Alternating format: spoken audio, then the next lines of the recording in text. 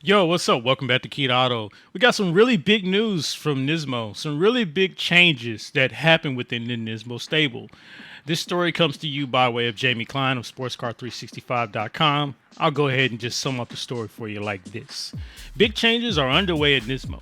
Over the past few days, the team announced the discontinuation of its number 3 NDDP, Nissan GT500 entry, consolidating the team into a single car factory lineup for the 2026 season. The decision stems from financial constraints forcing Nismo to downsize. The iconic number 23 car remains the flagship, continuing its legacy as the senior entry. Historically, Nismo ran two cars to maximize data collection and gain a competitive edge.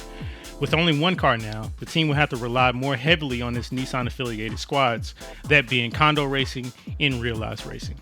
In regards to driver changes, Atsushi Miyake, please somebody pay for me some Japanese lessons. God damn, I'm tired of messing up the names. Moves from the Formula number Atsushi Miyake moves from the former number 3 car to the Kondo Racing car, filling the seat vacated by the retired Sugio Masuda. Miyake will partner with Taipei Notori. Daisuke Sasaki, Miyake's former teammate, is left without a GT500 seat. Though Nismo hasn't ruled out retaining him for another role. So the question is, why did they choose Miyake over Sasaki? Well, according to Toshikazu Tanaka, Nissan's corporate VP for NMC, performance was considered, but the biggest factor was having two young drivers of a similar age. Nissan hasn't been actively involved in driver development lately, so we have a shortage of young talent. At 26, Miyake represents a longer-term investment compared to Sasaki, who is 34 years of age. Matsuda's role. The now retired Matsuda transitions to team director for the number 23 Nismo Z, which will be driven by Kasumasa. I'm sorry, please somebody pay for me some Japanese lessons.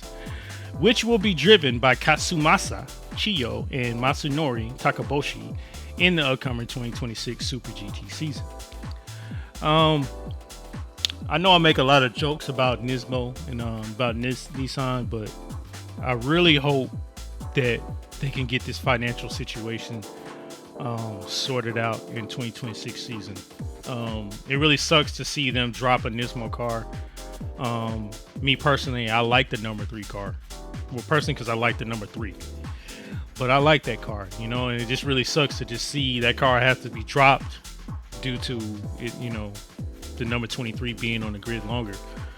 But yeah, they're really going to have to start relying on the other teams to get more data, like they said. And then with the possible tire change, who knows how that's going to benefit them or hurt them in 2026. Yeah, it's really a sad thing to see that, in regards to Sasaki, I hope he can get a drive somehow with Nismo. I'm not sure if a move to GT300 is in the works or in the cards for him, but hopefully they can do something for him and get him out there. He's 34 years old. He's still young. He's younger than me, of course. I'm not telling you guys my age. I'm 37. But hopefully he can get a drive in some form or fashion. It just always sucks to see drivers not get a drive the next year, especially when it's due to age. I feel like if you can perform, you can perform. And I don't have his numbers on top of my head right now, so I really couldn't say. But that sucks though for him though. But all in all, hope Nismo has a decent season. Still going for Toyota, you know what I'm saying? Hopefully the wet sport can get more wins they did this year. Outside of that, man, make sure you stay tuned to Key to Auto for all your Super GT news on this side of the globe. Until next time, I'll check you later.